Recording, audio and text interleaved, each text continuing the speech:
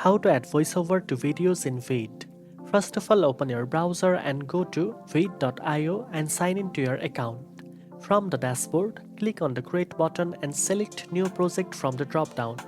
Upload your video by clicking Upload File or dragging and dropping it into the editor.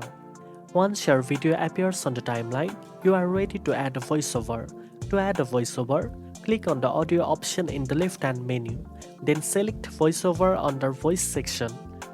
You can record directly using your computer's microphone. Press the record button and start speaking while your video plays, ensuring your narration matches the visuals. After recording, you can trim, adjust volume, fade in or fade out, and move the voiceover along the timeline to sync it perfectly with your video. Veed also allows you to add multiple voiceovers or combine them with the background music for a professional touch. Once your voiceover is finalized, continue enhancing your video with text, subtitles, titles, or transitions.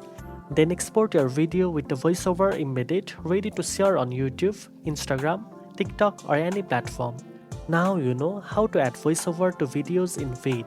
If you found this video helpful, don't forget to like, share, and subscribe for more editing tips. Thanks for watching, and I'll see you in the next one.